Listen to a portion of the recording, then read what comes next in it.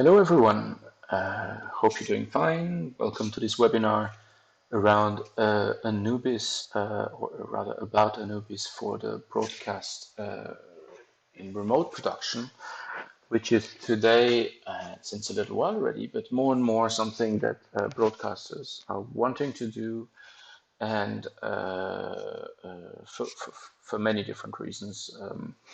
The idea, just to make it clear, is the concept that there is, on the audio side, for example, a journalist, a commentary, or a few guests or whatever, and who are somewhere where there is not much processed and everything gets fed through the network, for example, for a sports event, and with the audio and the video. And this is then managed and processed somewhere else in another location to be aired or fed via the web or whatever it is. We are involved now since a while with merging in this type of production, also typically for production, for example, where you need different languages to be able to comment on a certain sports game and things like that. So this is a little bit what I'm going to show here. To explain you what I have in front of me, I have basically an Anubis software emulation, so to say. This is my hardware Anubis, but I have it on the software side, which is here on the screen on the left side, and so that you can see how this is emulated and how you can work with. I can go through all the menus like you would go through a normal Anubis, but so you can see how to set it up and what are the functionalities to be careful to do in this type of remote production. On the left side here above me, I have a PowerPoint, a few pages I will go through, and basically to explain what you can do today, how you connect it with virtual machines in remote productions, and also with redundancy. We're going to come to that in a second as well. And of course, I'm going to explain also what is coming in the near future on the hardware side and on the infrastructure side on that aspect. Before that, just want to make clear, if you have any questions, please use the chat on the YouTube and I will try to answer as best as I can. The idea of this webinar is to really focus on the remote production. Now, if you have another question about it, as much as I can, I will be pleased to answer. But if it's about its basic functionalities or whatever, there are other webinars, there are other videos on our channel you can watch as well. But please ask a question if you have any, obviously. Good. Let me go start with this PowerPoint here, and I'm gonna make myself just a little bit smaller. It's gonna be actually nicer if I just put it full screen like this. Hop, there we go. And I'm gonna make myself very small here so that you see all, whoops, excuse me. Gonna make myself small. It's the last webinar of the day. I'm not as precise anymore. Oh my God. That's not an easy one. There we go. Okay, good. Sorry about that. So let's go to here and explain you a little bit all what is happening. So obviously, the idea is that in your Anubis, you have no latency. You can monitor, you can mix, and everything is connected to virtual machines and so on. So via ST2110, typically AES67. So this is one of the, I mean, it doesn't need to be exactly like this, but this is a bit the concept. So you have here your 4 analog inputs, 2 mic, 2 line inputs that come in physically into the Anubis, and you have here your 4 analog outputs, typically to connect speakers, or an analog output if required or necessary, in this case in stereo. You can also use 5.1 or 7.1 monitoring with analog outputs, but then you would need or add on one of these headphone outputs, or both if you do 7.1. That means that you have 4 inputs, 4 analog inputs, and basically 8 analog outputs. You also have a little microphone that is basically in between those 2 soft knobs, built-in microphone, and that is obviously used for talkback. And you have here then a soft knob switch that you can enable it and disable it. All this, of course, is then connected via AES67 ST2110 and goes either sends audio or receives audio, because you can receive audio, for example, from the farm somewhere, and you then can mix it locally on the Anubis. It has DSP inside, with then some commentary, for example, from a journalist, and listening to that without any latency. That's the whole concept and the whole aim around it. And then obviously send back a feed and just a microphone, for example, back via a ST2110 back to an Obi van, the car, or whatever it is. One important thing, we have one GPIO. So one GPI, for example, to have as an input to have a food switch, for example, to enable or disable the talkback, or to mute the microphone channel and things like that. Or you can have it as a GPO as an output for a red light, for example, if still people want to have a light, so that to make sure that everyone around them knows that something is happening. But this type of production, I'm not saying that's always the case, but typically wouldn't have a technician on location. So if something runs wrong, or if the journalist messes up because technically he's perhaps not so skilled to know exactly how to manipulate, and some are curious and want to change all the functionalities. So you have here a web app. And this web app with the IP address, of the Anubis can be remote controlled, of course, locally, but can also be remote controlled from a distance. So that means we could increase the microphone level gain, for example, or you can change a source because the guest doesn't want to hear what the journalist has in his monitoring. Or even more, I could recall a preset. If really the journalist screwed up everything in here because he's a nervous person, we could recall from a distance the preset, the classic preset that is used for this type of production, or that has been stored obviously before. You recall it, and then you go and you can start to work properly again. So these are troubleshooting kind of functionalities that are very useful from a distance. Last but not least, this web app or remote control could also be very useful, for example, to sit next to the Anubis, because you can have, as it is a touch screen, clearly, you can have one screen showing up here and something else showing on your web app.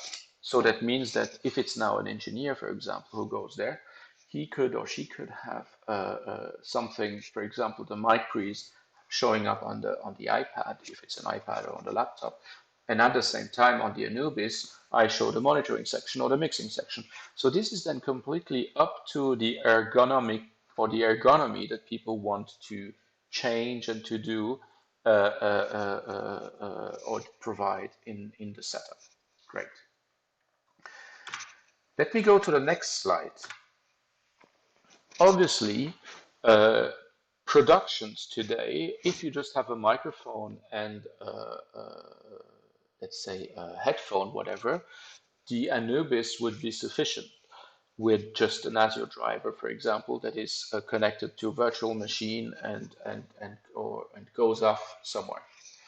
Or rather, the virtual machine with the ASIO driver has connection to the ST2110 stream coming from the Anubis. Now, the thing is that locally, you might also want to have some in and outputs from a computer. It means that you might have another software, an ASIO software, because you have prepared locally some audio clips that you want to play back, or you need a feed coming from YouTube, for example, or from a web platform, whatever, that you want to integrate into your show. So we have now this new ASIO Multiclient with the M driver. So it means that I can have several ASIO connection within the same driver, and I also can have a Windows Media driver connected to it. So that means that I have audio bridges directly available in here, which is very interesting, because that means that I can have, this is a centralized, so to say, virtual audio type of in and output from my computer, from my PC, working in ASIO in Windows Media Driver, and then sending all of that mixed or not or processed by the Anubis if I want to add my vocal to it, my microphone or whatever it is, mixed back to the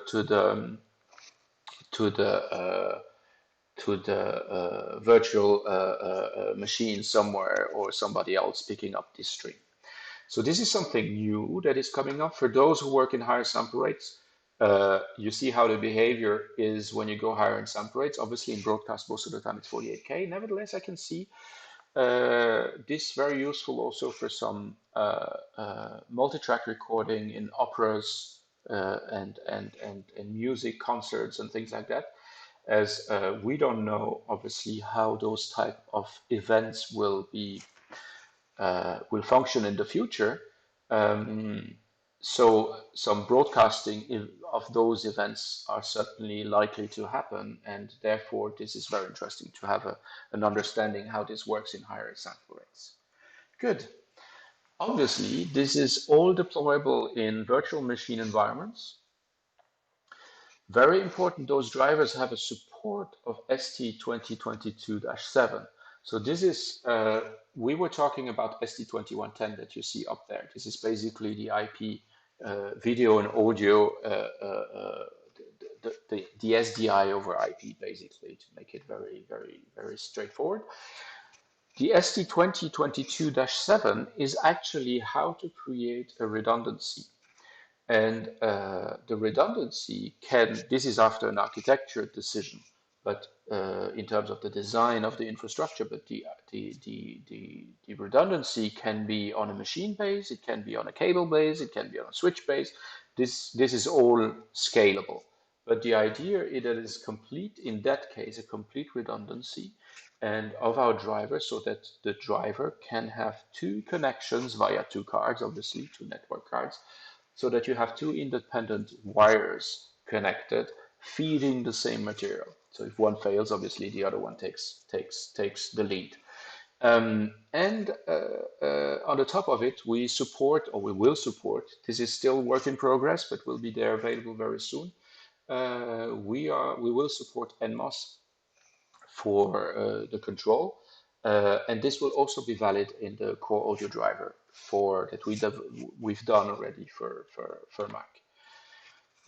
This is obviously then available in ANEMAN, so that you can have those different possibility to connect them with two streams, obviously independent. And it will be applied in those new drivers. Sorry, the standard drivers that we have already for core audio for the NMOS, and for ASIO for the NMOS and the ST2022-7 and the virtual machine possibility on that aspect. So let me move a little bit towards Anubis and to explain how we can work on that. Let me just go back to that. How we can prepare and work on the Anubis to be able to make that function. Sorry, I'm just gonna have to work there and go back to this one. Yes, there we go. Again, if you have questions, do not hesitate. So my Anubis, just to repeat very clearly, I have here my merging button where I can toggle through those 3 pages. I have my soft knobs with my monitors, my headphone, and my cue. Okay. If I press a little bit longer on my left knob, I have now the possibility to go into my settings. My settings, first of all, if I go into general, I can set here which sample rate I'm working with. My Anubis goes up to 192K because it's a pro version, it's not a premium version. The premium goes higher up to DSD and DXD. Then that the sampling rate is changed automatic. Why not? Could be interesting. And then I go down, and first of all, I see that I'm in the, let me just go even more a little bit down like this so you can see it more, so that I'm working in the AES67 48 sample latency. This is the standard AES67 as well as the 2110 latency, sample latency, sorry, to be set. This is how it comes shipped. But I can see above, I can go also in 12 and 6. That means that since a while now, obviously by the multiplicity of switches or of network devices on the root, each time it has 48 samples. If you have 2 devices, that's not a big deal, or 3 devices. If you have 50 devices, it starts to count in terms of a real-time production. So this is why now it has been, how can I say, it has been added the smaller ultra low latency 6 samples and 12 samples for the device, so that we can obviously share it in by 4 or even by 8 in terms of its duration between the in and the output. You see also I have it in 1632 and 64. This is in case you work in the Ravenna modus. So you have either AES67 basically for ST2110, but some still want to work in the Ravenna modus, so you can. And this is down here then how you deal with your PTP. So you have the PTP, if you want to be PTP master on off, obviously unlikely in such a configuration. And then if it's slaved and locked or master on that aspect. And a bit lower here, this is where I set my IP address of this device. And this is very interesting because I'm gonna go now to manual. Some of large installation with many IP addresses obviously have defined a range of IP, and they come or can come quickly at the end of their range. So what happened since a while, and this device is now capable of doing it also, since the beginning actually, it was with Horace and happy that there was an upgrade, is that you can change the subnet mask. Instead of being each time 255, you can go in 254, 253, 252, and so on. So obviously you can each time use the same range, even though it's limited, but with different subnet masks. So you can actually demultiply your range quite drastically on that aspect. Good.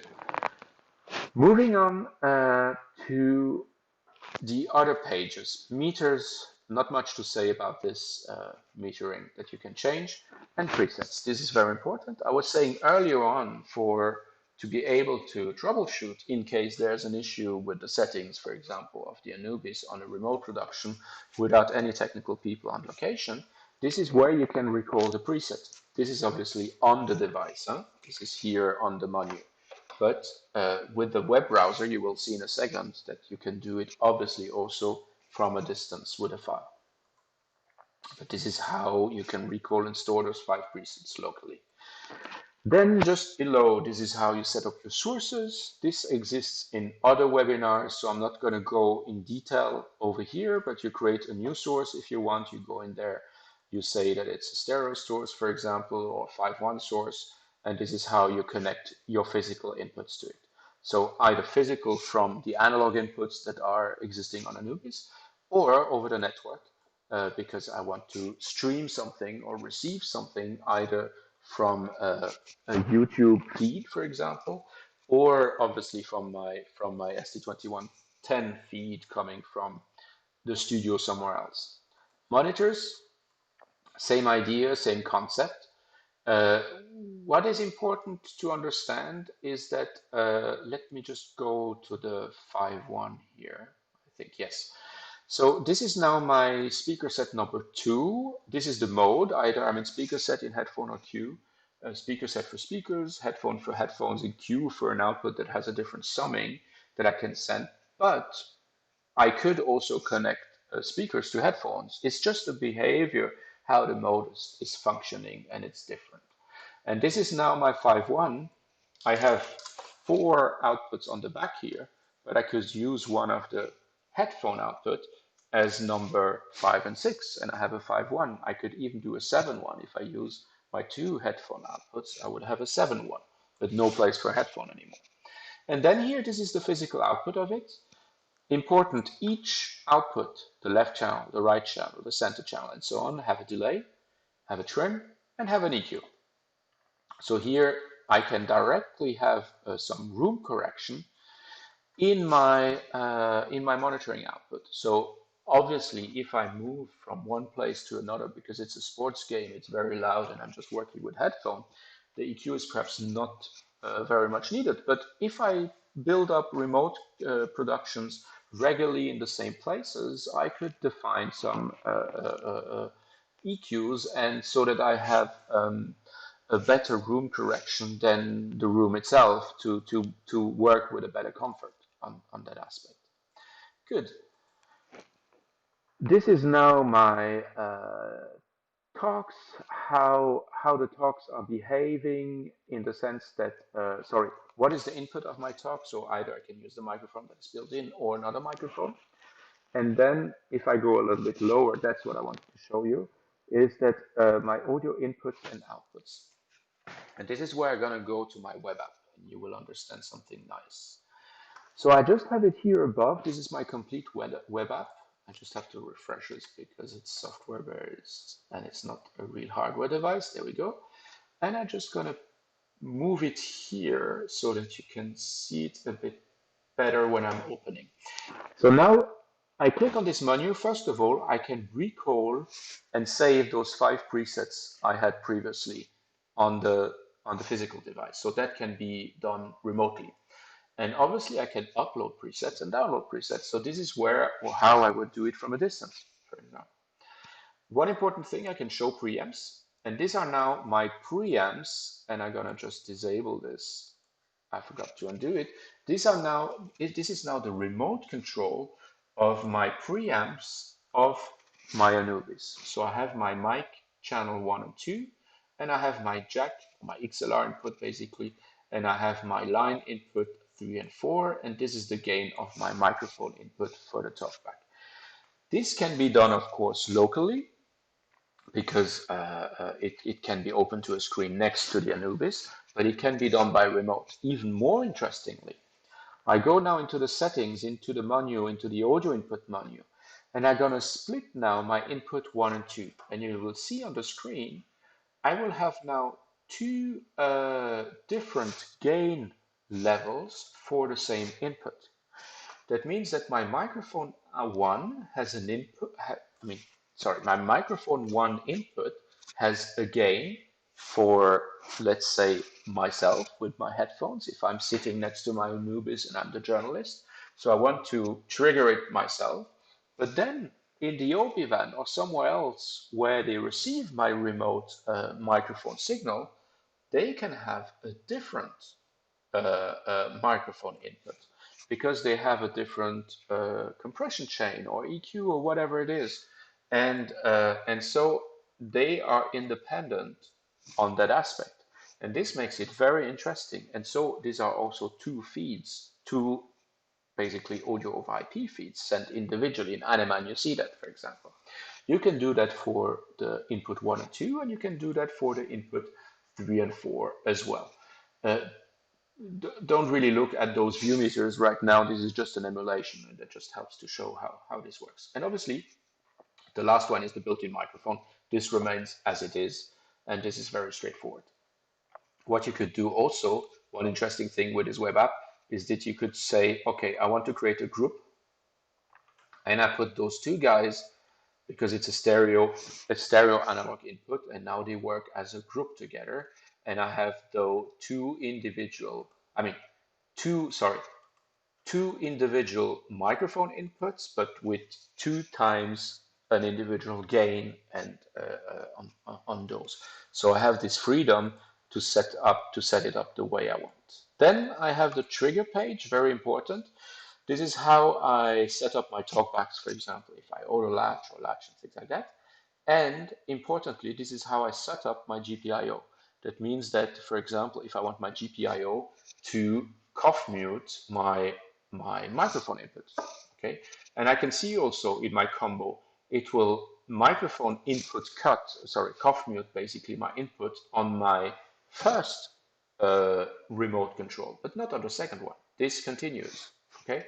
So you have many features in there where you can really start to use it independently, again, on remote production or locally.